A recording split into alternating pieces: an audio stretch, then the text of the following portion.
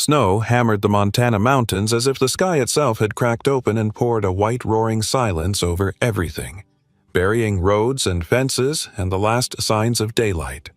Wind shoved through the pines in long violent sweeps that rattled rooftops and bent branches low enough to scrape against lonely cabins. On the ridge above Hollow Ridge, a single porch light flickered against the storm, a trembling speck that barely held back the darkness. Ethan Ward staggered toward it with numb hands pressed to his coat and breath that came in small broken clouds. Hours earlier he had slipped away from the airport, hoping to outrun the swarm of reporters and the weight of the scandal that had split his life open, but the storm caught him on the mountain road and forced him into the trees. Now, soaked through and shivering, he could barely feel his legs. Ice clung to his eyelashes, each blink heavy and slow. His head pounded and his vision blurred as he reached the small porch steps and collapsed against the railing. He tried to stand, but his strength failed and he crumpled sideways with a dull thud that echoed under the cabin roof. Inside, Mia Alvarez froze at the sound. She had been mending a loose quilt seam near the stove while the storm rattled every wall, and now her heart kicked hard because no visitor ever came up the ridge in weather like this. She stepped to the door, gripping the knob with both hands, and listened again. The wind screamed, but beneath it she heard a faint, strained breath. She opened the door, and the storm pushed in, biting her cheeks as she leaned out and saw the man on her porch. He lay curled toward the steps, water dripping from his hair, his clothes stiff with frost. For a moment, fear rooted her in place because she lived alone, and the world had taught her enough harsh lessons to be wary. Yet the sight of him trembling uncontrollably broke something open inside her. She knelt beside him, whispering, "Sir, can you hear me?" But his eyes barely flickered. He tried to push himself upright, mumbling words that dissolved in the wind. His body pitched forward, and she caught his shoulder, feeling how cold he was through the soaked fabric. "Please, try to stay awake," she said, but he sagged against her weight. She swallowed her fear, took a breath that burned with cold air, and said, "You can come inside and sleep," please trying to lift him, though he was far heavier than she looked able to manage. Somehow she managed to drag him across the threshold inch by inch until the door thudded shut behind them, muting the storm. She lowered him onto the rug near the stove, then rushed to feed wood into the fire until flames rose bright and steady. Heat crawled into the room, though the cold still clung stubbornly to the walls. Mia pulled an old blanket around his shoulders and searched his face, noting how sharp his cheekbones were, how pale he looked, how his lips trembled even in the warmth. She touched his wrist, feeling for a pulse, relieved when she found it faint but steady. He stirred, and she whispered, "It is all right. You are safe now," though she was not sure if he heard. She fetched a kettle, filled it with snow, and set it on the stove, watching him from the corner of her eye. Something about him felt familiar, though she could not place it. Maybe it was the exhaustion etched into his expression or the haunted tightness around his eyes. As the fire grew steadier, he shifted slightly, and the movement sent something rolling from his sleeve onto the floor. Mia bent to pick it up, a leather bracelet worn soft with age. The stitching formed a small pattern she did not recognize. She held it closer to the firelight, studying it before placing it gently beside him, unaware that this simple object held a story that would soon intertwine her life with his in ways she could never imagine. Outside, the wind slammed against the windows, making the glass hum, while the rafters creaked under the pressure of snow piling fast across the roof. Mia crouched beside the man again, watching the shallow rise of his chest, and wondered what had driven him into a storm that even lifelong residents feared. His boots were expensive, though, caked with ice, and his coat was lined with down far finer than anything sold in Hollow Ridge, which only deepened the mystery. She brushed a strand of wet hair from his forehead, then hesitated, surprised by her own boldness because she rarely touched strangers. Yet something about his condition pulled instinct above caution. She whispered, "You are going to be all right," even if she could not promise it. The kettle began to hiss, and she poured hot water into a mug, stirring in powdered broth she kept for nights when money was tight. Steam curled upward, warming her face as she brought the mug to his lips, hoping he might sip, but he remained too weak to swallow. She set the mug aside, worried she might need to call the ranger station, though the lines were likely down. Instead, she added more wood to the fire, knowing warmth would reach him faster than anything she could say. Minutes passed, though they felt like hours, and gradually color returned faintly to his cheeks. He shifted again, his hand brushing the bracelet as if instinctively seeking it. Mia watched him with a tight feeling in her chest, sensing his struggle was deeper than the storm outside. She tucked the blanket more firmly around him, then sat back on her heels, staring into the fire while questions gathered one after another. Who was he really? Where had he come from? And why did he look like a man breathing slowly? Morning light struggled to break through the storm clouds lingering above Hollow Ridge when Mia Alvarez finally pushed herself up from the floor, her back stiff from hours spent keeping watch over the stranger sleeping beside her stove. She rubbed her arms against the chill that still clung to the cabin, even though the fire had burned steadily through the night. Her life before he collapsed on her porch had been small and predictable, built around routines that kept her grounded after too many years of uncertainty. She worked mornings at the town diner pouring endless cups of coffee for retired ranchers and long-haul truckers, then spent evenings caring for Mrs. Hawthorne, a gentle, widowed woman who often forgot what day it was but always remembered Mia's kindness. Money was tight, but she managed well enough living in the cabin her grandmother left her when she passed. The place was old and drafty, but it was home the first stable roof Mia had known in years. She moved quietly now, not wanting to startle the man curled on the rug. He looked younger in sleep, though his brow twitched as if he was trying to outrun something even in dreams. Mia had always been good at noticing things. Growing up meant survival came from paying attention to details adults overlooked.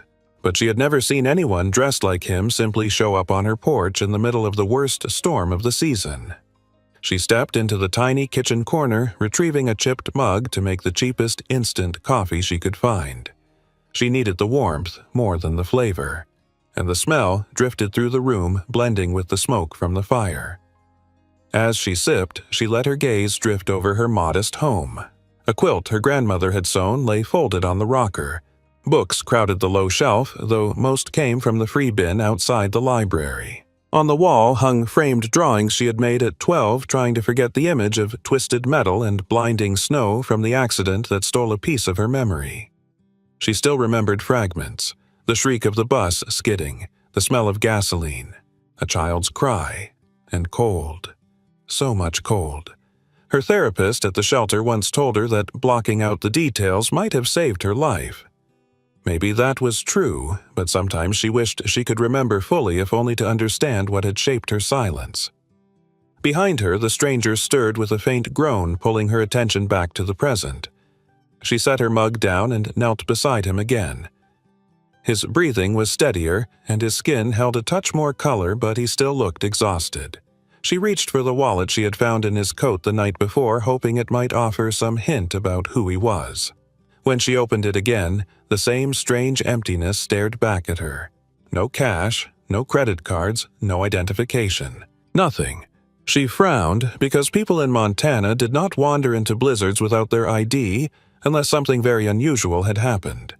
She whispered maybe it was stolen, but the thought did little to ease her worry. If he was running from something dangerous, she had to know. Still, she placed the wallet on the table, not wanting to pry further.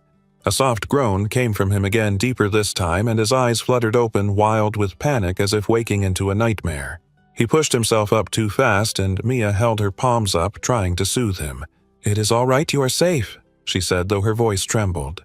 He backed up against the chair, breathing hard, his eyes darting around the cabin. "Who are you?" he rasped, "and where the hell am I?" His fear startled her, but she steadied herself. "I am Mia Alvarez," she said gently. "You collapsed on my porch during the storm. I brought you inside. You were freezing and delirious." He blinked at her, the panic in his shoulders slowly shifting into confusion. "Porch," he whispered, as if trying to piece together how he ended up on hers. She nodded. "Yes, and you almost stopped breathing." He ran a hand through his damp hair, wincing as though the motion hurt. For a moment he looked at her with suspicion, sharp and defensive. "Did you touch my things? Did you go through my pockets?" The accusation stung, and Mia felt her spine stiffen, but she forced calm into her voice. "I only checked for an ID to see if I should call someone. There was nothing. I was just trying to help. He exhaled shaky guilt flickering across his features. "I am sorry. I did not mean. I just—" He trailed off, closing his eyes as if gathering himself. She could see the fear buried under his guarded tone, not the fear of her, but of something larger. It reminded her of the kids she used to meet at the shelter, those who flinched at shadows even after they were safe. She recognized the look too well. "You are safe here," she repeated more firmly. The lines in his face eased, but not fully. He glanced at the fire, then around the cabin, taking in the worn furniture and stacked firewood and the mismatched mugs. A small home, but warm. Not a place someone dangerous would bring him. She stood to fetch another blanket, and he watched her with the wary eyes of someone who had spent too long defending himself. She draped it around his shoulders, and he did not pull away. "What is your name?" she asked, hoping to calm him. A long pause followed before he finally said, "Ethan." No last name, no explanation. Mia accepted it. People in trouble rarely volunteered details right away. "All right, Ethan," she said. "You need to rest. Your body is exhausted." He opened his mouth to argue, but a wave of weakness swept through him, making him slump back against the rug. Mia helped ease him down, smoothing the blanket over him. His breathing slowed and his gaze softened, losing some of its edge. She could tell he was fighting to stay awake, perhaps afraid sleep would drag him under again. She touched his arm gently. "It is fine. You are not alone." His eyes met hers briefly, vulnerable in a way that startled her. Then they closed, and he slipped back into unconsciousness. Mia sat beside him, letting the fire warm her chilled fingers. She watched as one of his hands slid slightly and brushed against the leather bracelet lying beside him, the one that had fallen earlier. She picked it up again, examining the worn stitching and the faint symbol pressed into the leather, wondering why it felt important. She placed it carefully near him, then settled onto the rocking chair, gripping her coffee mug as the storm howled outside. She did not know who Ethan truly was, where he had come from, or why he looked like a man being chased by shadows, but she knew one thing with certainty. For tonight, at least, she would guard her cabin door, and guard him the way someone once guarded her. Ethan woke to the soft crackle of the fire and the muted light pressing through the frosted windows, as if morning had arrived, reluctantly afraid to disturb the fragile quiet inside the cabin. His body ached with the deep heaviness of someone who had pushed too far for too long, and his throat felt raw as he swallowed against the cold dryness. For a moment, he did not know where he was. The ceiling beams above him were rough, unpolished wood, not the sleek steel and glass he had been surrounded by for years. The scent of smoke and pine lingered in the air instead of the sterilized citrus of his penthouse. The rug beneath him was coarse and warm, and the world felt foreign. Then he heard soft footsteps, and Mia appeared from the kitchen corner carrying a small plate of buttered toast and a mug that steamed faintly. She still wore her faded jeans and oversized flannel shirt, her hair pulled into a loose braid that had partially come undone during the night. Her expression was cautious but gentle, the look of someone still deciding how much trust to give. "You are awake," she said quietly, setting the plate on the low table beside him. "You should try to eat something." His muscles protested as he pushed himself upright, using the arm of the nearby chair for support. He felt light-headed and the room tilted slightly before steadying again. Mia extended a hand, not quite touching him, but close enough in case he needed balance. He ignored the impulse to flinch and nodded a faint thank you. He reached for the toast, though every movement felt heavy. When he bit into it, the taste was simple, almost painfully plain, but grounding in its simplicity. Mia watched him for a moment, then knelt to adjust the blanket around his waist. "You had a fever earlier," she said. "I got it down with damp cloths, but if it comes back I might need to try the ranger station. This storm is bad though, so I am not sure lines are working again." Ethan set the toast down his throat, tightening. Storm, cabin, stranger. The chaos of the last 24 hours rushed in. Reporters swarming the lobby. Adrian's smug expression during the board vote, the accusation he had never imagined would fall on him, and then the panicked drive through the mountains trying to outrun the noise until the storm swallowed the road. He tensed. Mia noticed. "Do you remember how you got here?" she asked gently. He hesitated, aware that truth had edges he could not reveal, pieces he himself was still trying to understand. "I was caught in the storm," he said, choosing the safest part of the truth. "My car got stuck. I tried to walk for help." He left out the part where adrenaline and fear had blurred everything. Mia accepted this, though her brow furrowed. "You were lucky to make it this far. People get lost up there even in a light snowfall." He nodded, though luck had not been his companion for months. She handed him the mug. "It is just broth," she said, "but warm." He sipped, letting the heat unwind some of the cold that had knotted into his bones. His gaze drifted around the cabin. It was small, but well kept, with mismatched furniture that carried the soft wear of a lived-in home. Above the rocking chair hung a framed drawing that startled his breath. A bus half buried in snow. The lines were shaky, as if drawn by a child, or someone remembering something fractured. The sight hit him like a punch, and memories crashed in waves. His younger brother laughing on school mornings. Ethan gripping the bus door frame that last winter morning saying, "See you tonight." Blue lights in the snow. Twisted metal. A rescuer shaking his head. He felt the sting crawl behind his eyes and forced his breath steady before Mia noticed. She followed his gaze anyway. "I drew that when I was 12, she said, voice softer than before. "People thought it would help me stop being afraid of snow." He swallowed. "Did it help? Not really. But it helped me remember that I survived." Ethan looked at her more closely now, seeing the strength under her quiet demeanor, the kind forged from things endured, not chosen. She rose and disappeared into a small room, returning with folded clothes. "These were my grandfather's," she said, offering them. "They might fit better than trying to dry yours by the fire." He took them, though the gesture caught him off guard. He had been handled by assistants, lawyers, investors, but kindness from a stranger was something rare enough to unsettle him. He changed in the small bathroom, then stared at himself in the cracked mirror. The borrowed flannel and worn jeans fit him awkwardly, yet somehow grounded him more than any tailored suit ever had. His eyes looked sunken, and the bruise on his cheekbone from the frantic scramble the night before had darkened. He barely recognized the man staring back. When he stepped into the main room, Mia was sweeping up melting snow. She glanced at him, then quickly away as if embarrassed by how intently she had been watching him earlier. "Thank you," he said quietly, "for everything. You did not have to help me." She shrugged, as if unsure how to accept gratitude. "When someone is freezing on your porch, you do not just leave them there. That is not how I was raised." The words stirred something inside him. People had once said the same about his family before. Grief pulled them apart. He lowered himself into the chair near the fire, stretching his hands toward the warmth. The bracelet lay beside him where Mia had placed it earlier, the leather darkened with age. He picked it up, thumb tracing the worn stitching. "Keeping. This is important to you," Mia observed. "Yes," he said too quickly.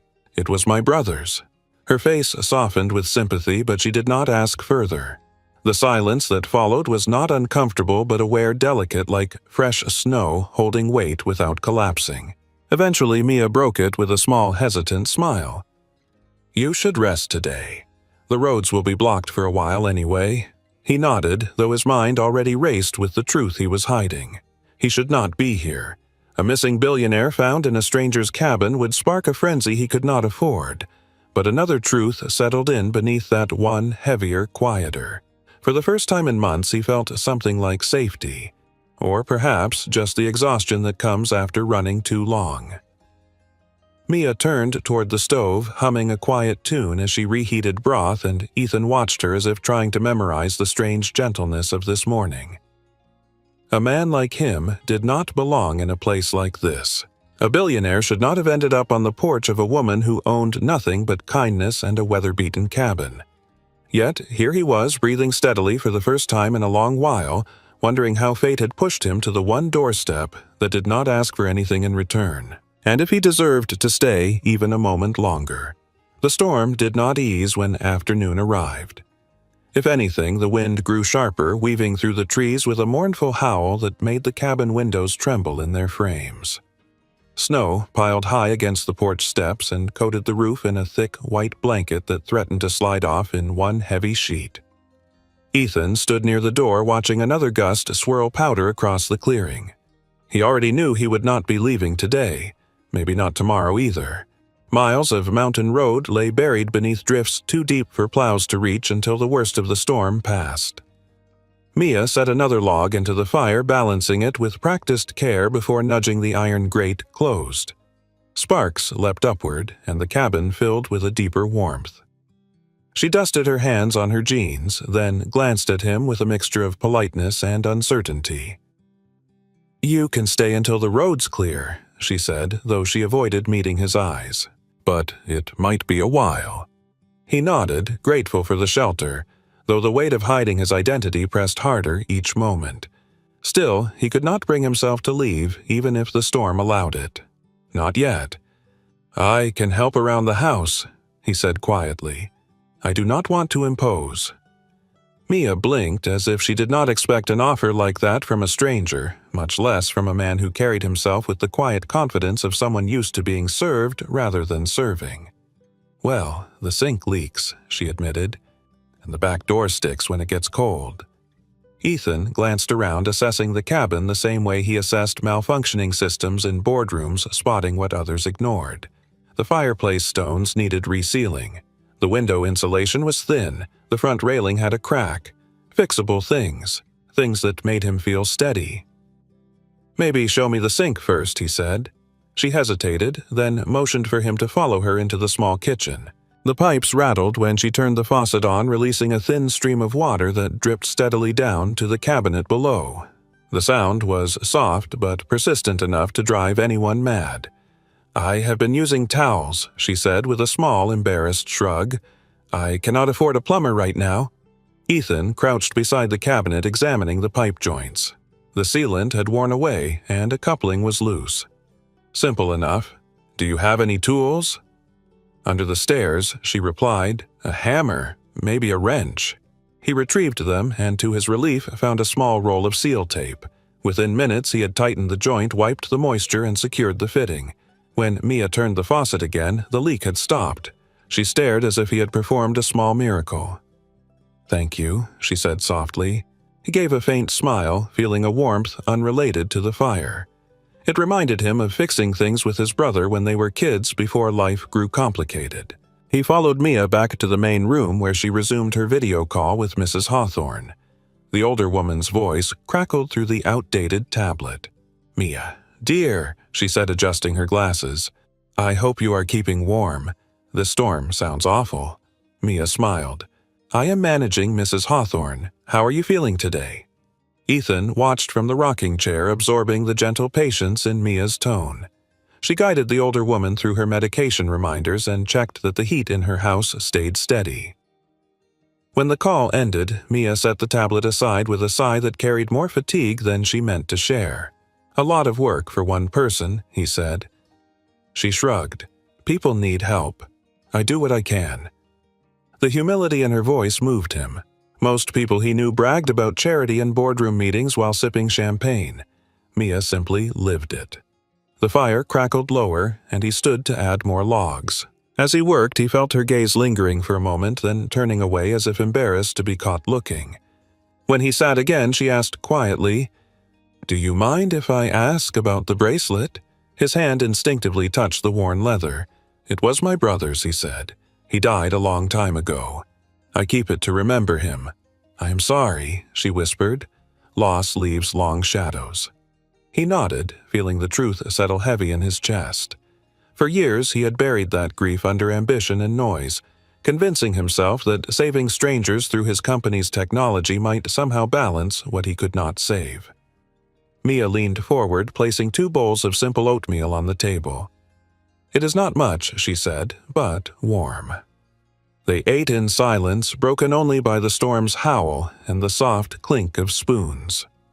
The simplicity of the meal should have felt strange to him, a man accustomed to gourmet dishes served in glass towers. Instead, it calmed him.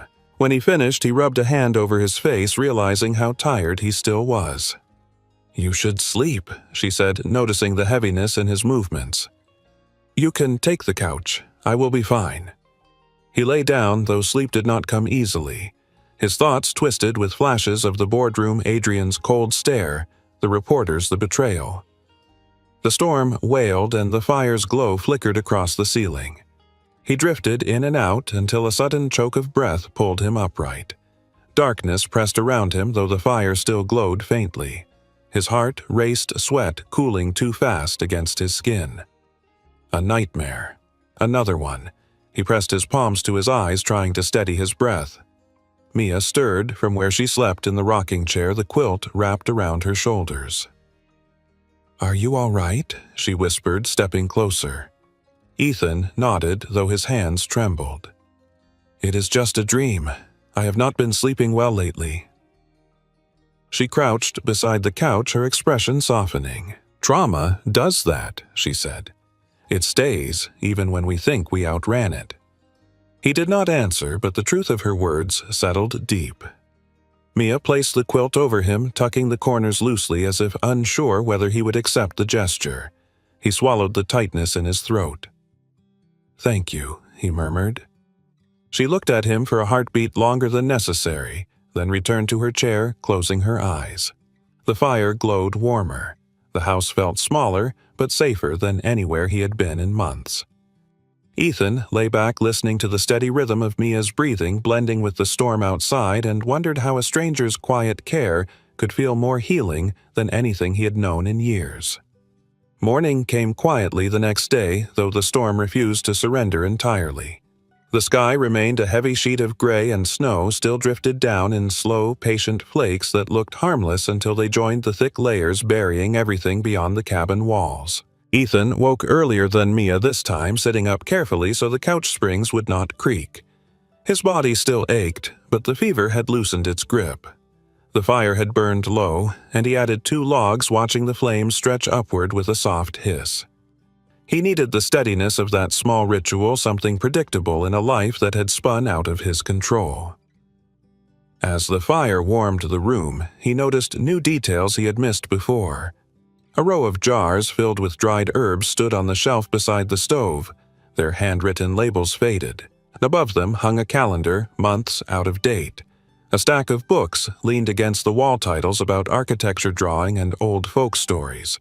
But what drew his eye most was the small knitted scarf folded neatly on the mantel, pale yellow with frayed edges. His breath caught because he knew that color. He knew that size. His brother had worn a scarf like that the winter of the accident, the winter everything broke. The memory stabbed through him so sharply he had to grip the arm of the couch. He stood, slowly, crossed the room and picked up the scarf with trembling hands. The yarn was soft, worn thin in places as if a child had clutched it tightly once. Why was it here? Why did Mia have something that looked so painfully familiar? He heard her light footsteps behind him and quickly set the scarf down, turning as she entered, rubbing sleep from her eyes. "Morning," she murmured, voice thick with grogginess. "You are up early," he nodded, trying to steady his breathing. The scarf sat in the corner of his vision like a ghost refusing to be ignored. He forced his voice calm. "You knit." She blinked, confused, then followed his gaze. "Oh, that," she said quietly. "I did not knit it. It was mine when I was a kid. My grandmother saved it after the accident." He froze. Accident. The word felt jagged. Mia moved closer, running her fingers over the edge of the scarf. "I was 12, she said. "We were traveling home for Christmas. They said the bus hit ice. Everything flipped. I do not remember much, just noise and cold." A long pause. Then she added softly, "I remember holding someone's hand. A boy. He was crying. I tried to tell him it would be okay, but I do not know what happened to him." Ethan's pulse hammered against his temples. His brother. She was talking about his brother. She had been there inside that wreckage, inside the last moments Ethan had replayed in his mind for years, searching for meaning he never found. He stepped back before she noticed the shock tightening his chest. She looked at him with gentle confusion. "Are you okay? You look pale." He forced a nod. "Just tired. Did you remember anything else from the accident?" Mia sighed and sank into the rocking chair, pulling one knee to her chest. Not really. I had a head injury and they said the memory loss was normal. I remember waking up in the hospital. I remember wanting to know what happened to the boy, but no one could tell me. They said records were a mess. Families were separated. Some did not make it. Her voice trembled. For years, I wondered if he lived. Ethan swallowed hard the truth clawing at the back of his throat. You were brave, he said quietly. You stayed with him. That matters. She gave a small, sad smile. I do not know if it does. I barely remember my own name from that night. She looked toward the window, watching snow drift past the glass. But sometimes I feel like something important was left unfinished. Like there was a promise I forgot to keep. His hands curled into fists because he knew that feeling too well. He had spent years promising silently that he would make his brother's short life matter, that Ethan would save others the way he could not save him. Yet, here stood the only person who had been with his brother in his last breaths, and she had no idea. Not yet. Mia's gaze drifted back to him and she tilted her head slightly. Ethan, can I ask you something? His breath hitched. She continued, your voice, the way you talk, the things you notice. You are not a drifter. Drifters do not fix sinks in 10 minutes or speak like they are used to people listening. He felt the walls closing in, but Mia's tone was not accusatory, just observant, gentle. And your eyes, she added, they look like someone who has seen too much. He looked away before she could see the truth flicker there. I have had a difficult year, he said, but the words felt too small to contain the collapse of his world. She nodded, accepting the answer, though she seemed unconvinced. Trauma leaves marks, she murmured. Sometimes people think they hide it well. They almost never do. Her insight unsettled him. Not because she was wrong, but because she was too right. Silence settled between them, warm and full rather than uncomfortable. He sat near the fire, pretending to study the sparks leaping off burning wood while she made oatmeal again, stirring in a pinch of cinnamon she had saved for rare mornings. When she handed him a bowl, he took it with shaky gratitude. They ate without speaking, her presence strangely steadying even as his mind churned with the discovery about her past. After breakfast, she tidied the table, and he helped by fetching firewood from the pile outside, bracing himself against the wind each time the door opened. When he returned, she watched him with a thoughtful expression. You did not have to help, she said. Most people would rest. Ethan shrugged. Doing something helps me breathe. She smiled faintly. I understand that. He wanted to ask about the accident again, but he bit the questions back. She was living in the healing she had managed to build from broken pieces. Tearing open the past too soon could hurt her in ways she did not deserve. But he could not stop the truth from swirling in the air around them. She had been there. She had held his brother's hand. A stranger who offered comfort when Ethan could not. A stranger who survived the tragedy that shaped his entire life. And now, fate, or coincidence, or something he did not yet dare name, had brought her into his cabin, into his fear, into his story. The past was breathing again in the scarf on the mantel, in the memories that shook loose in the firelight, and in the quiet strength of the woman standing before him. And Ethan knew with chilling certainty that everything he thought he had buried was about to rise. The storm settled into a quieter rhythm that afternoon, a muted hum against the cabin walls as though the mountain itself had grown tired of fighting the wind. Ethan sat near the fire, trying to steady the weight of the past pressing against his ribs. He could feel Mia's presence moving softly around the room, gathering blankets, refilling the kettle, checking the windows for drafts.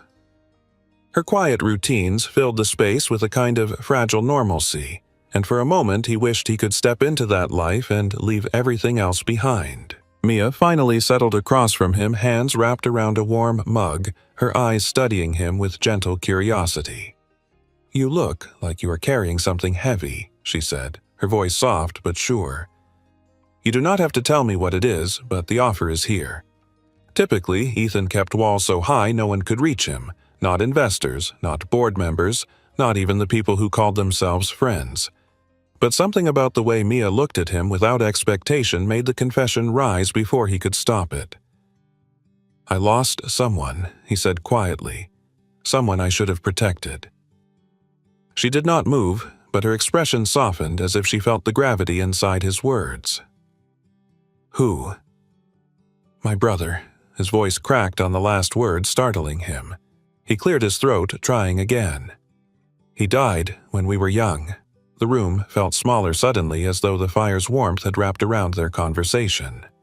Mia leaned forward, elbows resting lightly on her knees. "I am sorry," she whispered. "Losing family like that changes everything." "It did," he said. "It still does." She waited, not pushing him to continue but giving him space. That permission was something he rarely received. He stared into the flames, remembering the cold air that stung his face the night of the accident, the flashing lights, the rescuer's whisper. "I am sorry, son." "I should have been there," Ethan murmured. "I should have walked him to the bus. I should have sat with him. I should have done anything except watch him leave." Mia's eyes glistened, though she blinked the tears away quickly. "You were a kid," she said gently. "You could not have known." He shook his head, his jaw tightening. "People say that. It does not change the truth." She shifted closer, the floorboard creaking beneath her weight. "Do you want to tell me how he died?" Ethan hesitated because telling her meant stepping closer to a truth she did not realize she held. He steadied his breath. There was an accident, a bus crash in the snow. Everything happened too fast. By the time I got to the hospital, his voice faltered. His fist closed around the blanket. I did not get to say goodbye. Mia's breath caught, and for a moment she looked as though something deep inside her stirred a memory brushing against the edges of awareness. "I remember pieces of that night," she whispered. "Not much, just a boy, crying. A cold hand. A voice that said, 'Please do not leave me.'" Ethan's heart twisted hard. She had no idea that the voice belonged to his brother, the boy he had loved more than anything. He watched her closely, searching for any sign that recognition might surface, but her eyes remained distant, lost in memories too fragmented to shape. He swallowed the truth back down, knowing now was not the time. Mia glanced at him again, her expression thoughtful. "You have that look," she said softly, "the one people get when they think grief makes them weak." He did not answer. She moved to sit beside him on the rug, close enough that the warmth from her shoulder brushed his arm. "I used to think the same," she continued. "That feeling broken meant I had failed. But feelings are not failures, Ethan. They are signs we cared." He looked down at her profile, the way the firelight outlined the curve of her cheek and caught strands of her hair in soft flickers. He wondered how someone who had lived through so much could still offer comfort so easily. "You sound like you have said that before," he murmured. She gave a small, almost shy smile. "I had to learn it the hard way." For a moment, they sat without speaking, listening to the steady pop of the fire. Outside, the wind eased and snow drifted in soft spirals, catching on the window like fragile fingerprints. Ethan exhaled slowly, realizing how much lighter his chest felt after speaking even the smallest piece of truth. Mia broke the silence with a hesitant question. "Ethan, can I ask why you were out in the storm? Why you were alone?" His breath hitched, but he kept his voice steady. "Things got complicated. At work, people I trusted turned on me. I felt like I needed to get away." She nodded, not pressing further though. Curiosity flickered in her eyes. "Whatever happened must have been terrible," she said quietly. He looked into her calm, steady gaze, and for a heartbeat he wanted to tell her everything about Adrian, about the scandal, about how his name had been dragged through the mud. But something stopped him.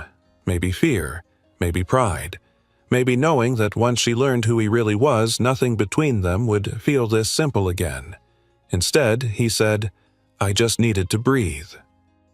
Mia's expression softened as if she understood more than the words implied. "Sometimes the world gets too loud," she murmured, "especially for those who carry more than they admit." Her insight hit him like a quiet shock because she saw him clearly in a way few ever had. He leaned back against the couch, letting the silence settle into something warm and intimate. She stayed beside him, watching the fire, her presence steady like an anchor. After a while, she stood smoothing her jeans. "I am making soup," she announced. "You need real food, not just oatmeal and toast." He smiled faintly, the first genuine smile he had managed in weeks. "I will help. You can barely stand," she said, though amusement colored her tone. He pushed himself up anyway, ignoring the weakness in his legs. "I can chop vegetables at least." She rolled her eyes but let him follow her into the kitchen. As they moved around each other in the small space, reaching for knives, spices, bowls, something unspoken wove between them. A slow weaving of trust, a quiet recognition that grief recognized grief and kindness recognized need. At one point, their hands brushed, reaching for the same carrot, and the moment stretched warm and startling before Mia pulled away, cheeks flushed. By the time the soup simmered, the air in the cabin felt different, softer somehow, as though the storm outside had finally loosened its grip on both of them. When they sat down to eat, Ethan caught her looking at him with an expression too gentle to be anything except truth. "Thank you for telling me about your brother," she said quietly. "That must have been hard." He nodded, unable to speak. She placed her hand lightly on his for one fleeting second, then withdrew before the moment could overwhelm them both. Their first real conversation had broken something open inside him and left something fragile blooming in its place. Something like connection. Something like belonging. And as the storm softened outside, Ethan knew that the truth between them was only beginning. By the next morning, the storm had weakened into a quiet drift of white that softened the world outside the windows but still shut down every road leading into Hollow Ridge. The cabin felt wrapped in stillness, a pocket of warm breath against the winter air. Ethan woke to the faint sound of Mia humming in the kitchen, a soft tune that wove through the wooden beams like something old and familiar. He sat up slowly, stretching sore muscles, and noticing his body felt steadier than it had since the night he collapsed on her porch. When he stepped into the kitchen, he found Mia crouched beside the stove, lighting a new fire under a dented pot. Her braid hung over one shoulder, wisps of hair escaping around her face, the kind of effortless look that did not try to be beautiful, but still somehow was. "Morning," she said without turning her voice bright in a way that surprised him each time. "How are you feeling?" "Better," he said, and he meant it more than he expected. She nodded, then gestured toward the counter. "I kept the last of the bread from going stale. We can toast it." He helped her slice the bread, the routine strangely comforting and domestic. Their movements brushed occasionally elbows, fingertips, shoulders, and each time a flicker of awareness passed between them, subtle but unmistakable. After breakfast, Mia set up her tablet on the table for her daily check-in with Mrs. Hawthorne. The older woman squinted at the screen as Mia helped her sort medication. Ethan watched quietly from the couch as Mia guided the woman through her morning routine with patience that would shame most nurses. When the call ended, Mia sighed and sat beside him, rubbing her temples. "She forgets everything lately. Sometimes she calls me 3 times a night because she thinks she is alone in the dark." Ethan looked at her. "You do all this by yourself." She shrugged. "Someone has to. People in this town look out for each other. It is just how things are." He admired that the way one admired something rare and precious. He could not remember the last time he had helped someone without a strategy behind it, without a headline, without a board member saying it made good PR. Mia stood suddenly as if shaking off the heaviness of the moment. "Come on," she said, grabbing an apron. "I am teaching you how to make real bread." He blinked. "I barely know how to boil water." She laughed, a quiet melodic sound that warmed the cabin more than the fire. "Then you will learn." She handed him a bowl of flour and began explaining the process step by step, her hands moving with practiced ease. He followed awkwardly at first, spilling some flour on the counter. Mia grinned and dusted his cheek with a thumb, leaving a white streak. He froze, not expecting the sudden touch. "Sorry," she murmured, but the moment lingered in the air between them, soft and electric, before she turned away. They kneaded dough together, their hands occasionally meeting over the mixture, sending sparks through his chest that had nothing to do with heat. When the bread was finally shaped and resting under a towel, Ethan leaned against the counter, breathless from the unfamiliar intimacy of domestic life. Mia glanced at his uncertain expression and her smile softened. "See, she said you did not ruin it." Yet, he teased, earning an eye roll that made something warm twist inside him. In the afternoon, he showed her how to use her old laptop properly, updating software, cleaning the programs, and teaching her shortcuts he had taken for granted for years. Mia hovered over the screen, fascinated. She mentioned her dream of studying architecture, then brushed it off with a laugh. "That was a long time ago," she murmured. "Life got in the way." Ethan looked at her more intently. Dreams do not disappear just because life is difficult. Sometimes they are waiting for the right moment. She tucked a strand of hair behind her ear, her cheeks warming under his gaze. Maybe she whispered, but her eyes said she wanted to believe him. As the sun dipped lower behind the mountains, the cold crept back into the cabin. Ethan gathered wood from outside, bracing against the sharp air. When he returned, Mia greeted him with 2 steaming mugs of tea flavored faintly with lemon and something floral. They sat by the fire, sipping quietly, letting the flames move through the silence like a gentle tide. It felt so natural that neither of them spoke for a long time. Eventually, Mia asked softly, "Do you think you will go back soon, to wherever you were before?" He stared into the fire. I should he answered honestly, but he did not say that every time he thought of leaving something in his chest tightened painfully. She lowered her mug and studied his profile. "You do not have to tell me anything you do not want to, Ethan, but I think you are running from something bigger than a storm." He looked at her then, at the flicker of concern warming her eyes. She saw more than he intended to show, and yet her presence made the truth feel less suffocating. Before he could answer, Mia yawned, suddenly covering her mouth. She had barely slept the night before because she kept checking his fever. "You should rest," he said quietly. She shook her head. "I will stay up for a bit. The fire needs tending." Ethan reached out without thinking, brushing her wrist lightly. "I can take care of the fire tonight. You have done enough." Her breath caught at the touch, small but sincere, and she nodded slowly. "All right, but wake me if you need anything." She curled on the couch, pulling the quilt to her chin. Within minutes, her breathing softened into a steady rhythm. Ethan watched her sleep for a moment, feeling an inexplicable sense of peace wash through him. Her presence filled the room with a warmth he had not known he missed. He returned to the rocking chair, letting the quiet surround him.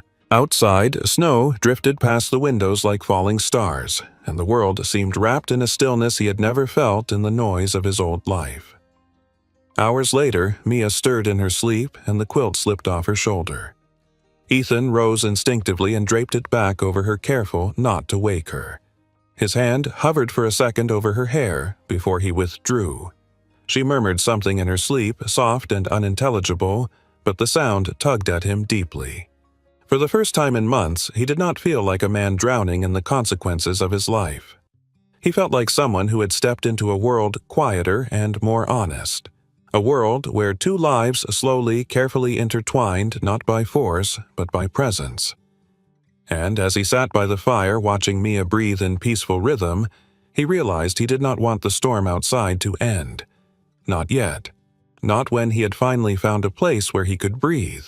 By the 4th morning, the storm clouds finally began to thin, revealing strips of pale sky above the snow-buried pines.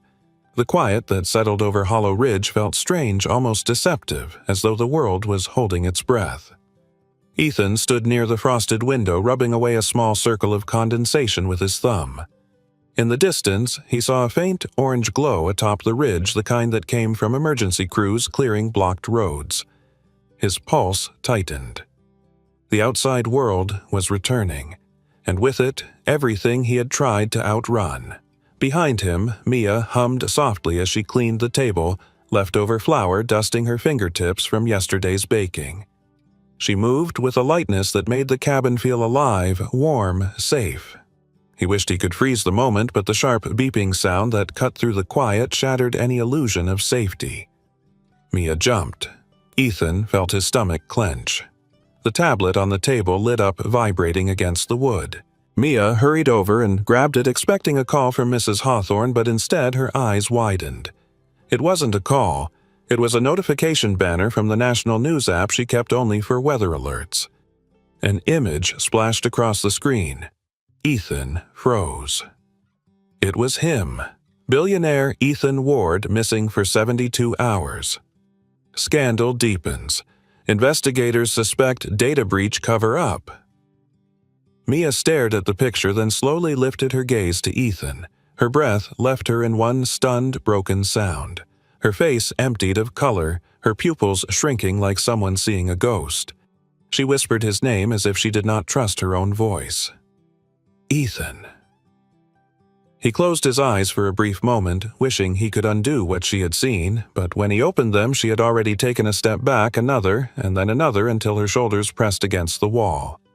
"You are him," she breathed. "The missing billionaire. The one on every news channel. The one they say lost millions for hospitals. The one they say lied to everyone." He felt the words hit like shards of ice.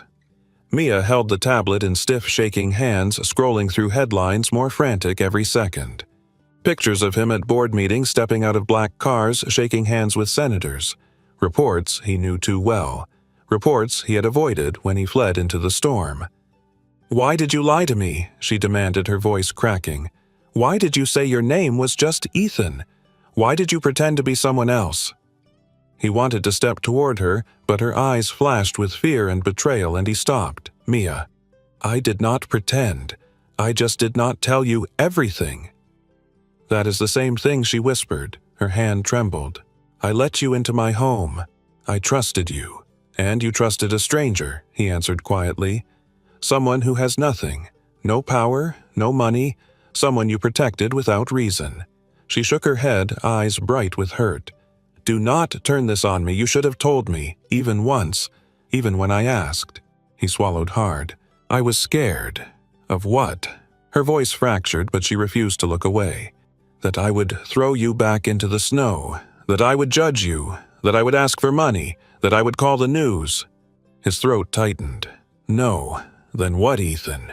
Because right now it feels like you are hiding from me. Hiding yourself." He rubbed a hand over his face, dragging in a shaky breath. "I did not want this to touch you," he whispered. "Any of it. The scandal, the accusations, the danger. I wanted this place to stay untouched. I wanted you to stay untouched." She stared at him, but her trembling only grew stronger. "You used my kindness," she whispered. "You let me think you were just someone who needed help. You let me share things I never tell anyone. You listened like you understood me." Her voice cracked again. "And the whole time you were someone else." "That is not true," he said quickly. "I was myself with you more than I have been with anyone in years." Silence hit the cabin, heavy as snow. Ethan stepped forward slowly, cautiously. "Mia, please."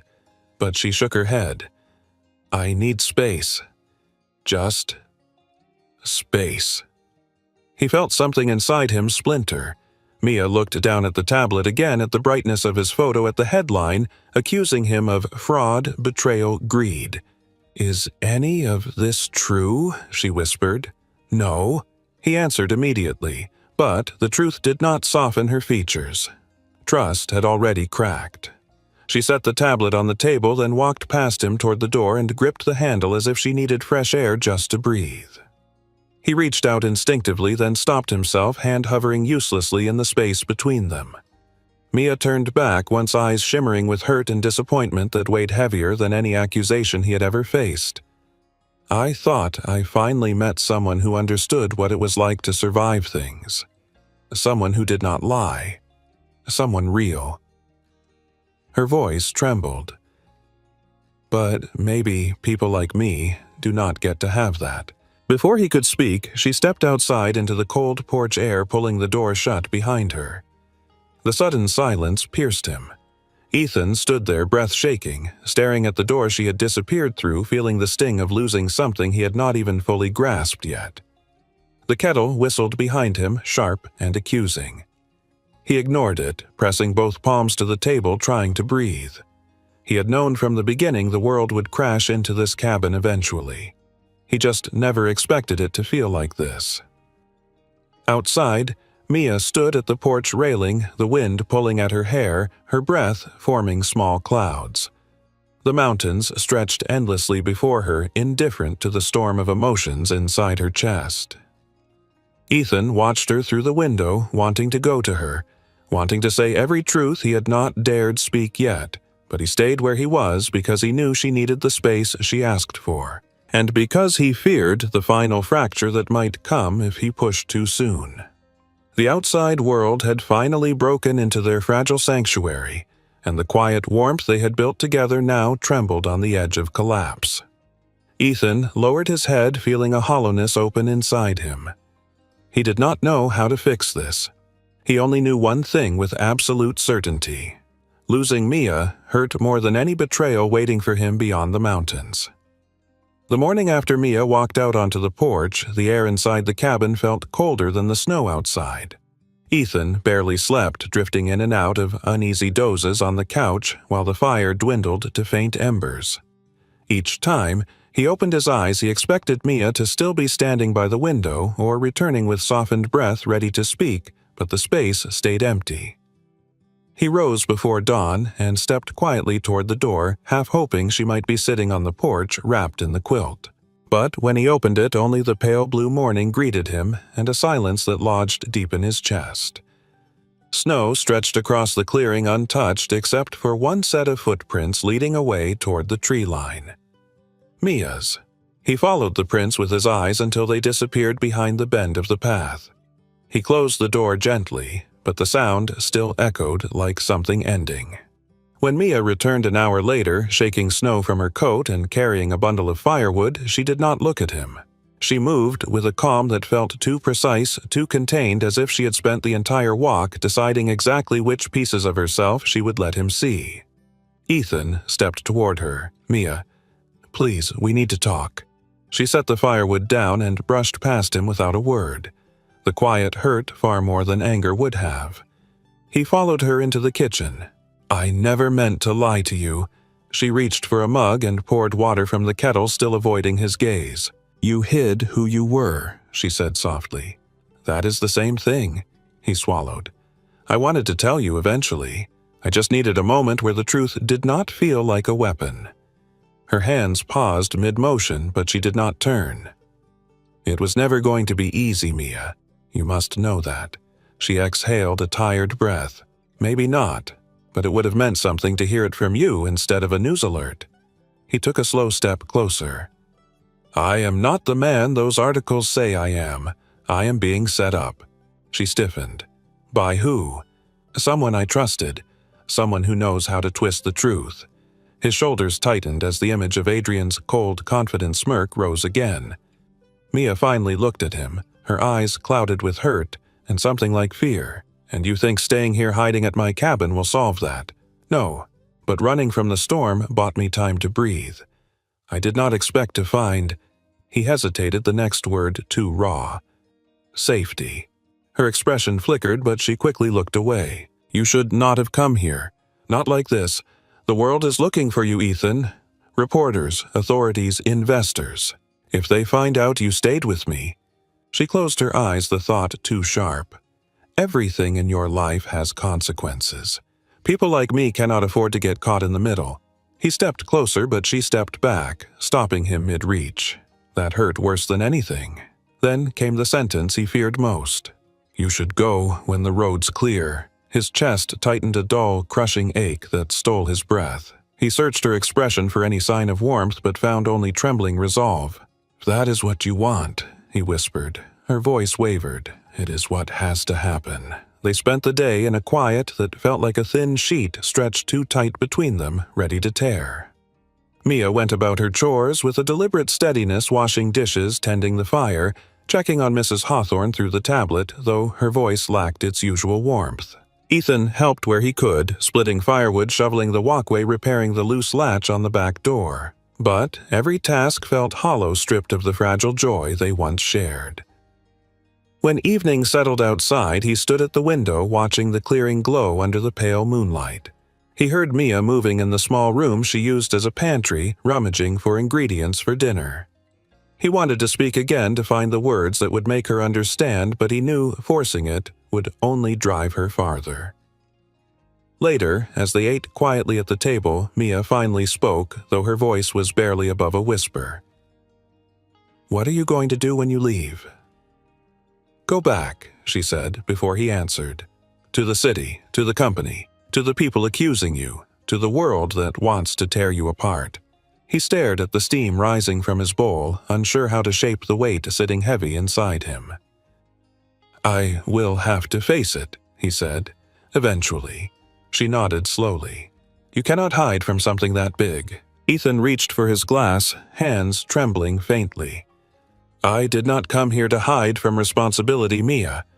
I came because everything shattered at once, and when I landed on your porch, He paused, searching for the truth under the fear. "I felt like I could breathe for the first time in months."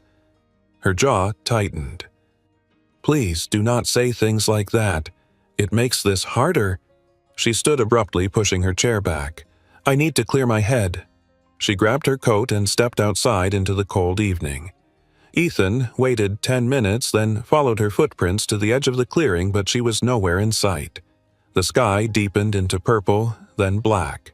Stars began blinking through the clouds. He stood there, breath frosting in the air, feeling the cold seep into him. When she finally returned much later, her cheeks were red from wind and her eyes looked raw as if she had cried. She brushed past him into the cabin and closed the door without speaking. He watched her disappear into the bedroom. A soft click of the latch followed. His heart sank. He slept little that night. When morning came, he packed quietly, placing his borrowed clothes neatly folded on the bed and putting on his still slightly damp jacket. He stood in the middle of the cabin, taking in the fire, the windows, the quilt, the chair, the places where their days had unfolded like a fragile, unexpected dream. Mia stepped out from the hallway, her eyes dark with fatigue. She froze when she saw him standing with his bag. "You are leaving already." "The roads opened," he said softly. "The crews cleared the ridge." She swallowed her breath, trembling faintly. "I see." Neither moved. The silence tore at him. He wanted to tell her he would stay if she asked, that he would fight every scandal, every headline if it meant not losing this space between them. But she looked determined, heartbroken, but determined. So he stepped toward the door. "Mia," he whispered, unable to take another step without saying her name one last time. She met his gaze, and in that moment he saw what she was trying so hard to hide. Hurt, fear, something deeper, something almost like longing. "Take care of yourself," she murmured. He nodded because he could not say anything without breaking. He opened the door and stepped into the cold. Snow crunched under his boots. He did not look back. If he did, he feared he would never be able to walk away. Behind him, inside the cabin, Mia pressed a hand to her mouth, fighting a sob that rose too quickly. The door eased shut, the sound impossibly quiet. And with that, Ethan disappeared from her world, leaving behind a silence that hurt more than anything she had ever known. The second storm arrived without warning, 3 days after Ethan left. Mia had been stacking chopped wood beside the porch when the first gust of icy wind slammed against the cabin so violently she staggered. Snow rose in thick, spiraling sheets, swallowing the pines and the sky until everything blurred into a wall of white. She hurried inside, dropping her gloves, her heart thudding for reasons that had nothing to do with the cold. Storms in Montana were normal, but this one felt different, heavier, as if the world itself was bracing for something. She moved through the cabin, checking the windows, securing the latch on the back door, trying to busy herself with anything that kept her mind away from the ache she had carried since Ethan walked down the ridge road and vanished into the winter. She had told him to go because she thought pushing him away would protect the small, fragile life she knew. But every night since she had woken to the same hollow space beside the fire, remembering the way he had watched her, as though she was the first warmth he had found in years. By nightfall, the storm grew violent. Snow slapped against the windows in sharp bursts. Mia lit the lanterns one by one, trying to chase the shadows from the cabin, but the unease in her chest only deepened. When the power cut out, she froze in the dim half-light, listening. Something about the storm felt wrong, as though the night itself was holding its breath. She wrapped her arms around herself, approaching the window. Outside, the blizzard roared across the clearing, thick and merciless. She could barely see the porch railing. She whispered into the stillness a habit she had developed during lonely winters. "Please, let everyone out there be safe." A sound then. Faint. A thud. She stiffened. It came again, slightly louder. Something or someone hitting the porch. Mia reached for the lantern, lifting it as she stepped closer to the window. At first, she saw nothing but swirling white. Then, a shadow. A shape slumped against the porch pillar, her breath caught in her throat. She set the lantern down and yanked the door open, the wind instantly flinging snow inside. Her hair whipped across her face as she pushed forward, blinking through the storm. That shape. That familiar outline. Ethan. He was curled against the porch railing, shaking violently, snow coating his shoulders and hair. For a moment, her mind refused to believe what she was seeing.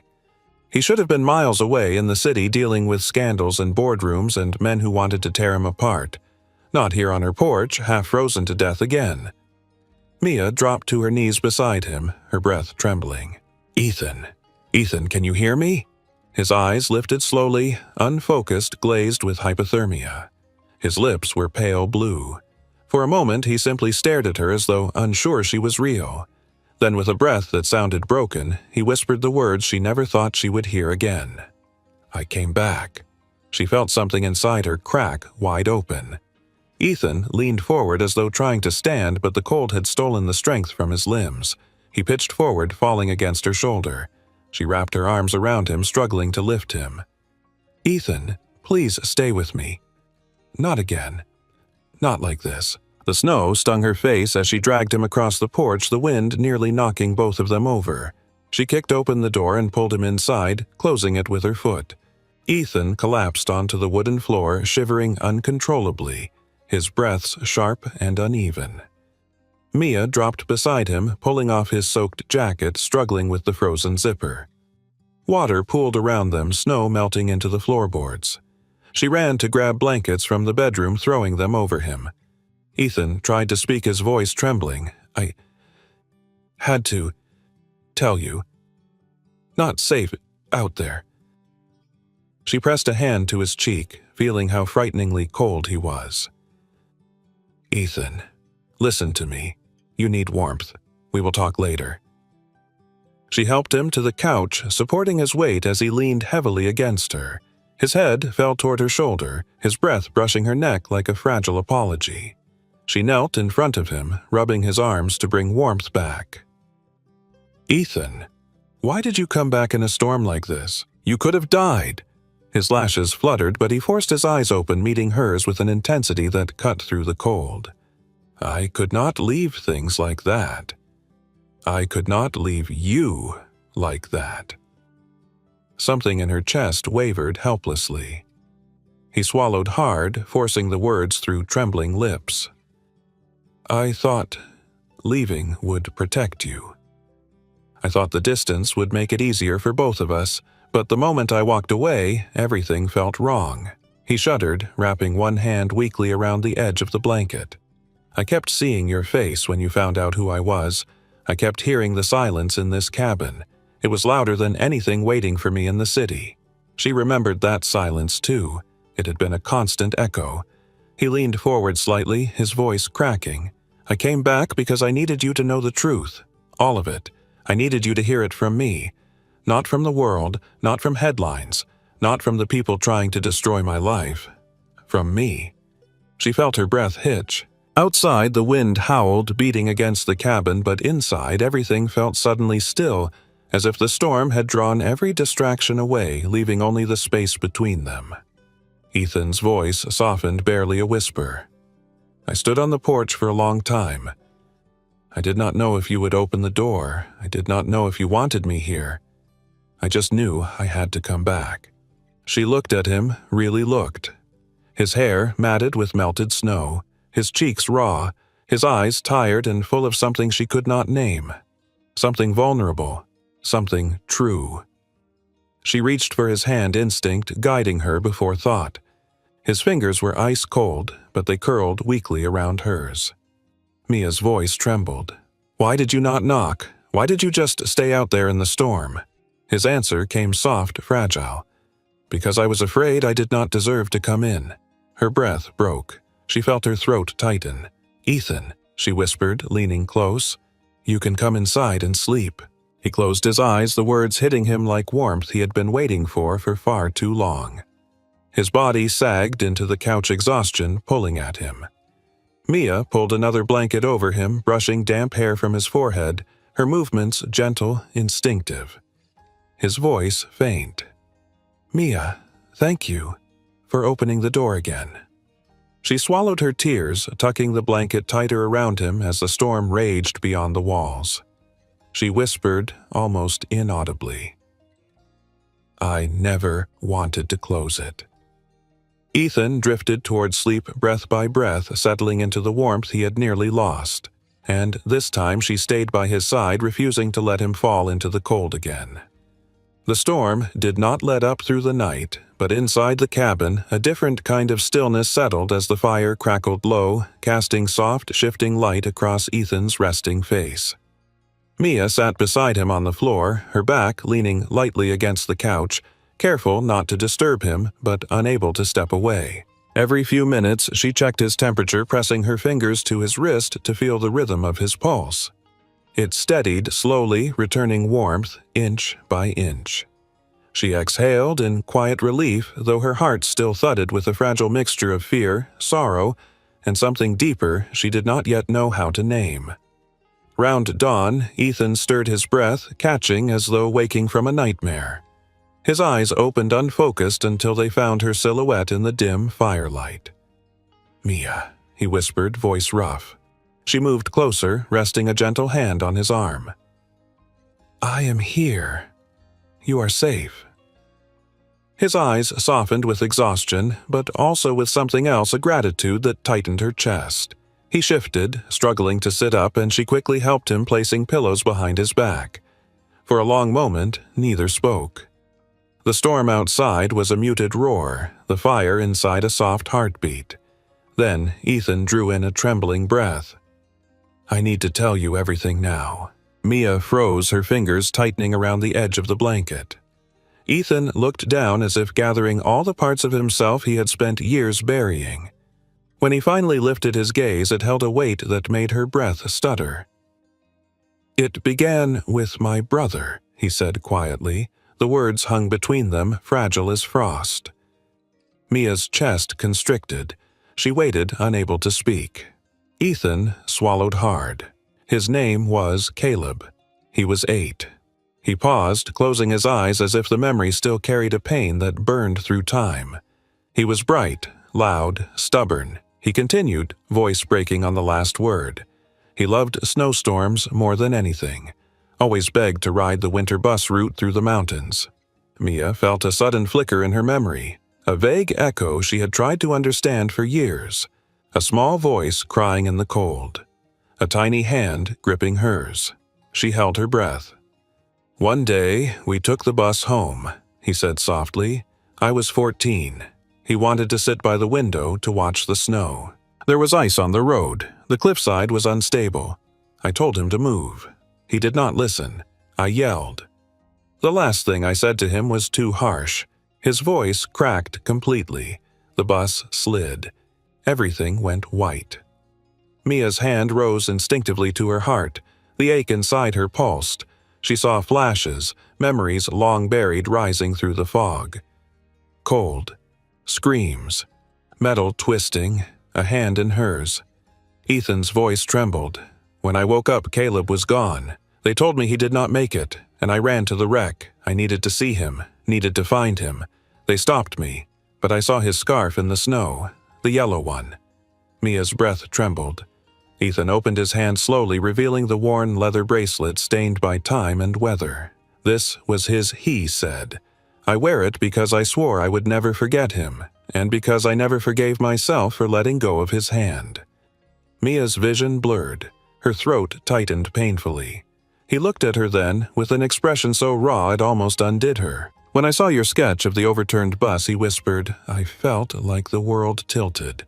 Like someone had reached inside me and touched the one wound I never let heal." She blinked, tears threatening. She had drawn that scene for years, never understanding why it haunted her, only knowing it lived somewhere deep inside her memory. Ethan swallowed again. Then I saw the yellow scarf in your chest. The exact same one Caleb used to wear. Another tremor passed through her chest, a memory forming more clearly. The scarf, the cold, boy crying. She whispered faintly, "I always wondered where that scarf came from. I found it outside one winter when I was a kid. I thought maybe I picked it up by instinct." Ethan shook his head slowly, eyes brimming. "No. You did not just find it. You held it. You held him." Mia's breath broke on a soft, wounded sound, her memory unlocked fully in one sharp flood. "I remember," she whispered, voice trembling. "I remember being in the snow, the bus, the screaming, the cold, and a little boy. He was crying. He begged me not to leave him. I held his hand and I told him—" She choked on the words, tears finally spilling. "I told him I would stay until someone came." Ethan closed his eyes, the pain and relief folding together in his expression. "You kept him company," he said, his voice shaking. "He was not alone in his final moments because of you." Her hand flew to her mouth, a sob catching fiercely in her chest. Ethan reached out weakly, his fingers trembling as they touched her wrist. Mia looked at him, broken by the truth. "Ethan, I did not know. I did not even remember." He nodded slowly as if he understood the weight she carried. "Trauma does that. It hides things until we are ready." She shook her head, tears falling. "I always thought I failed that boy. I always thought maybe I ran or maybe I did not do enough. I thought I left someone behind." Ethan's voice shivered. "You did not leave him. You were the last kindness he ever knew." Mia covered her face, crying quietly, the truth filling old empty spaces inside her with both grief and a strange, aching peace. Ethan moved carefully through his body, still weak, shifting forward enough to wrap his hand gently around hers. She let him hold her as she cried, and when she finally lifted her face, her tears glistened in the dim firelight. Ethan's eyes were wet too, his voice barely above a whisper. "Mia, my brother died that day, but for years I could not let go of the guilt. Then I met you, and when I realized who you were, everything inside me broke open." She trembled. "Why did you not tell me sooner?" "'Cause I was afraid," he whispered. "Afraid it would hurt you. Afraid it would hurt me. Afraid you would push me away." She shook her head, wiping her tears. "Ethan, you should have said something. I was terrified of my own memories. You could have helped me understand." His voice dropped softer than breath. "I know, and I am sorry. It was wrong. I have not felt safe enough to tell anyone the truth in years." Something inside her loosened. Not forgiveness yet, but understanding. Mia reached for his hand again, intertwining their fingers gently. "We both have been carrying ghosts," she whispered. Maybe we do not have to anymore." Ethan inhaled slowly, his eyes meeting hers with a raw, fragile hope. Mia took a shuddering breath, the truth settling somewhere deep and steady. "You came back to tell me this, in a storm, half frozen. Why?" Ethan's answer held no hesitation. "Because the past broke us both, but the truth might save us." She closed her eyes, tears falling silently, and for the first time she leaned forward, resting her forehead against his. Snow beat against the cabin, the wind howled, but inside something finally softened. Something long closed, now opening. They stayed like that, breathing the same slow, trembling breaths, letting their tears fall, letting the past settle between them, not as a wound, but as a truth finally spoken. For the first time, neither of them felt alone in it. The storm finally weakened by late morning, leaving behind a world buried under white silence. But inside the cabin, the air felt changed, warmer, anchored by the truth that had finally been spoken. Mia brewed tea for both of them, her hands still trembling faintly from the emotional weight of the night.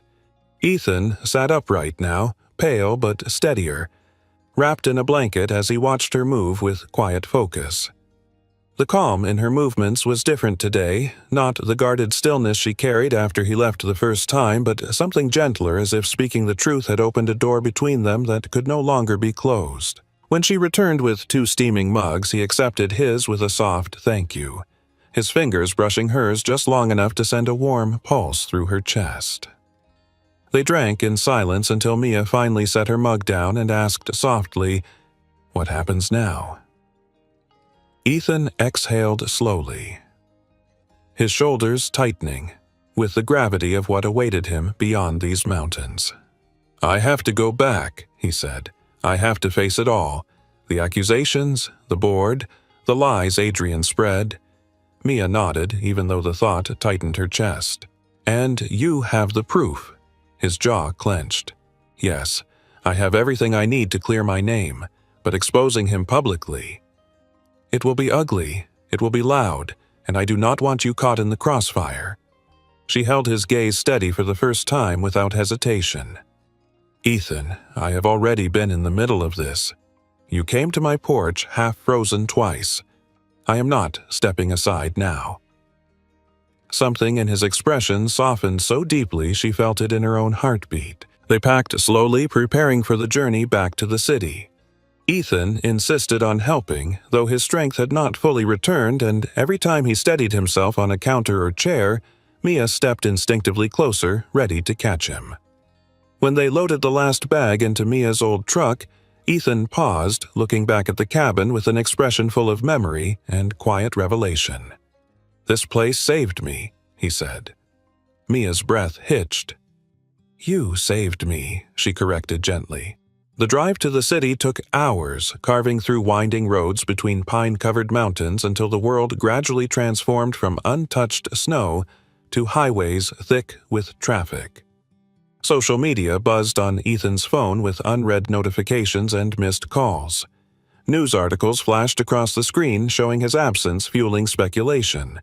One headline read, "Billionaire Ward hiding after data scandal." Another, "Ethan Ward abandons company in crisis." Mia glanced at him nervously, but Ethan's expression remained steady calm in a way she had never seen before, as if the emotional storm had already passed, and whatever waited ahead could not shake him the same way again. When they reached Manhattan, the city roared around them. Paparazzi hovered outside Ethan's building, but security ushered them in quickly.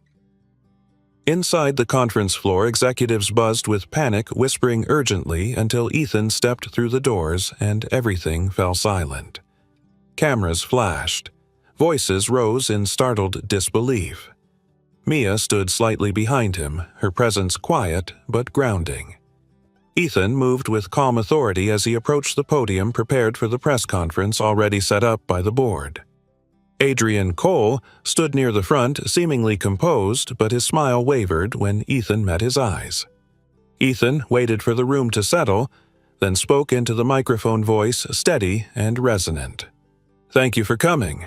I have returned to address the accusations made against me." The room stirred. Ethan continued calmly. "Today, I will provide evidence proving that the data breach was orchestrated internally, not by me, but by someone who hoped to seize control of this company once my credibility was destroyed." A murmur spread. Adrian's jaw tightened, barely perceptible. Ethan clicked a slide remote revealing encrypted logs, emails, and timestamps projected across the screen.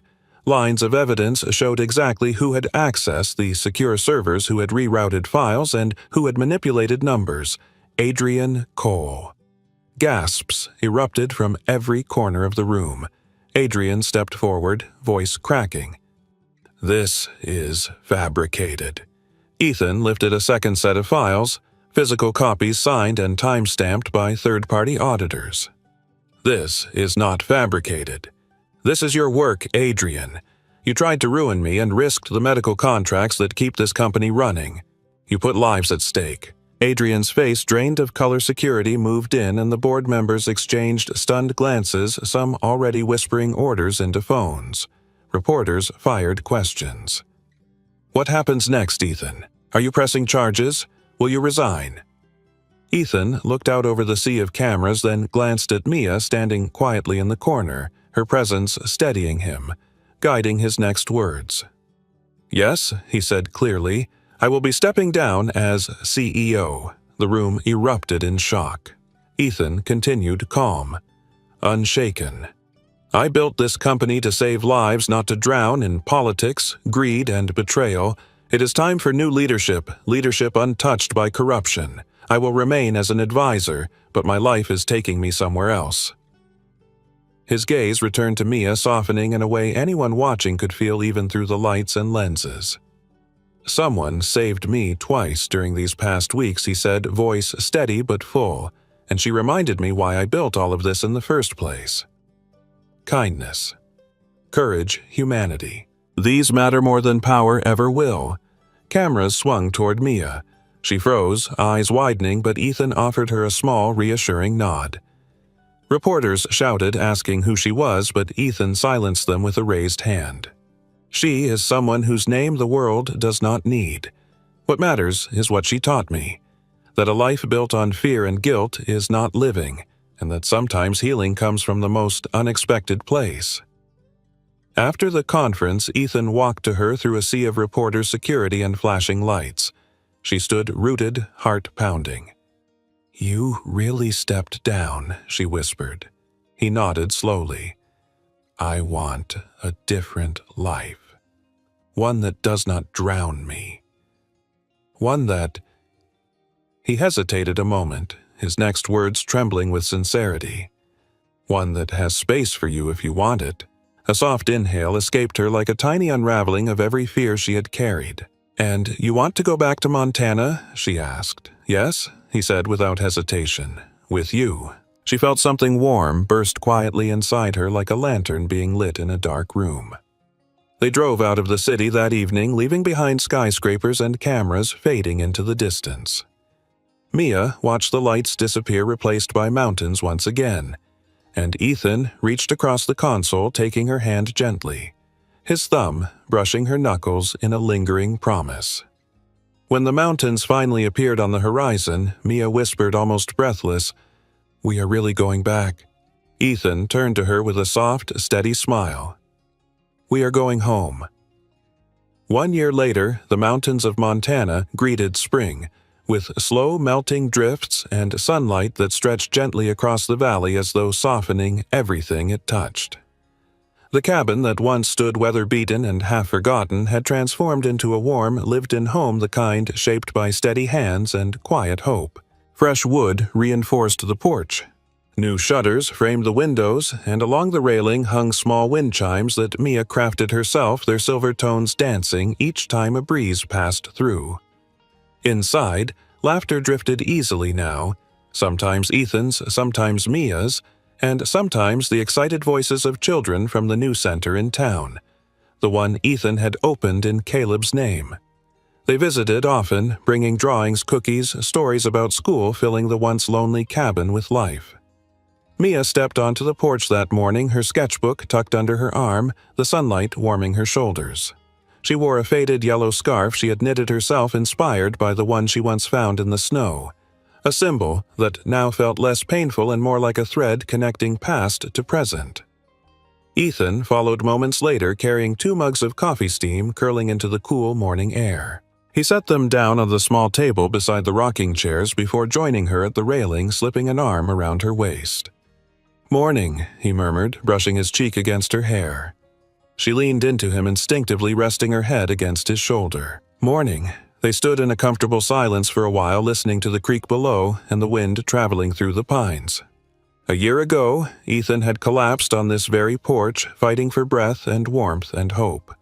A year ago, Mia had opened the door not just to a stranger, but unknowingly to the life waiting for her beyond her grief and memories.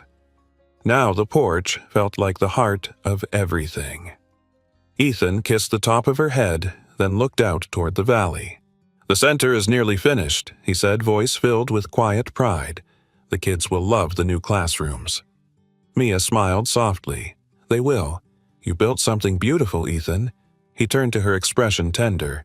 "We built it." She felt a small flutter of warmth in her chest, remembering the way he had insisted she join the design team, how he had encouraged her to apply for the architectural scholarship, and how proudly he watched her receive it. She still took online classes, but in 3 months she would begin in-person courses in Bozeman, something she never imagined possible before Ethan crashed into her porch one winter night. "Did you know," she said playfully, "that your quiet confidence is very persuasive?" Ethan grinned. "And did you know your stubborn determination scares board members more than I ever did?" She nudged him, laughing softly. He caught her hand and intertwined their fingers, holding them against his chest. The morning light made his eyes brighter, softer. "I still cannot believe this," he said quietly, "that after everything, the storms, the lies, the past, we ended up here, on this porch, together." Mia looked up at him, her expression deepening with something full and steady. "I think this porch was always waiting for you, for us." Ethan's breath caught at the truth in her voice. He reached into his pocket and pulled out something small and familiar. The leather bracelet, worn and faded, still bearing faint marks of Caleb's initials. Mia felt her heart squeeze. "You still wear it?" she whispered.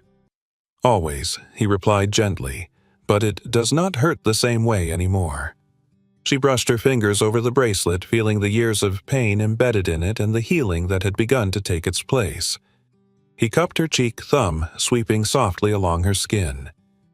"You saved him," he whispered. "And you saved me." She closed her eyes, absorbing the warmth of his words, letting them settle in the place that once held only fear and guilt. When she opened them again, Ethan's expression shifted into something solemn, tender, almost reverent. "Mia." She lifted her chin. "Yes." He took both her hands, now stepping back just enough for her to see the full sincerity on his face as he spoke. "I do not want a life that runs on fear. I do not want a life built on guilt or responsibility or expectation. I want a life built on choice. My choice. And I choose you." Mia felt her breath tremble. "Ethan." He shook his head, interrupting gently. "You do not have to say anything yet. I just want you to know that every good thing in my life now begins with you." She swallowed hard tears, filling her eyes not from sadness, but from the overwhelming realization that everything she once believed she had to survive alone had slowly and quietly become something she was allowed to share. She stepped forward, resting her hands flat against his chest, feeling the steady rise and fall of his breath. "Then let us build that life," she whispered, "together." Ethan exhaled shakily, as though those were the exact words he had been waiting for. He pulled her into his arms, holding her against him while the wind moved through the trees, the soft ringing of the porch chimes filling the quiet around them. They sat down in the rocking chairs, coffee warming their hands. Silence, a language they now understood intimately. Mia looked out at the mountains, remembering the girl she had been the night she opened her door to a stranger. Lost, cautious, burdened by fragments of a memory she could not understand. She was not that girl anymore. Ethan looked at her as though reading the shift in her expression, thinking about the past. "A little," she whispered, "but more about how far we have come." He nodded, voice gentle. "The past brought us together, but it does not define us anymore." She smiled, leaning her head against his shoulder once more. When the sun finally rose, fully casting gold across the porch, the world felt open, not heavy, not haunted, simply waiting. Ethan took her hand, lifting it to his lips. "Mia." "Yes."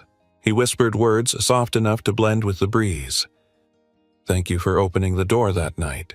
She looked at him and felt tears gather again, but this time from a place of peace rather than pain. "You were always meant to come inside, Ethan." And he did. Not just into the cabin, not just into her life, but into the quiet, steady place she had kept closed for years. They stayed on the porch long after the sun climbed high, listening to the wind chimes echo across the valley, the symbol of a future chosen not from fear, not from obligation, but from love that had weathered every storm and still held steady. And at their feet, resting gently against the wooden boards, lay the leather bracelet warm in the sunlight, a reminder of the past that had finally found its peace. If you are still here, reading this right now, then maybe this story touched something inside you the same way it touched me while writing it, and if it did, I want to speak to you directly just for a moment. We live in a world that moves too fast. A world that forgets how much a single act of kindness can change the course of someone's life, and maybe that is why stories like this matter. Not because they are grand or dramatic or filled with billionaires and storms, but because at the heart of everything, there is something we all understand. The quiet longing to be seen. The fear of being alone. The hope that one day someone will reach for us and say, "You can come inside and rest." If Ethan and Mia's journey meant something to you, if their healing, their pain, their courage, or even their porch in the storm made your heart tighten just a little, then I want to ask you for a small favor. Leave a comment below telling me where in the world you are watching from right now.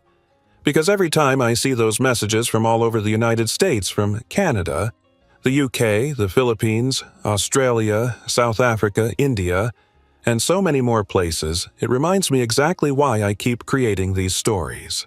And if you felt connected to Ethan and Mia, tell me which moment hit you the hardest. Was it when she opened the door to a stranger? When he returned half frozen just to tell her the truth?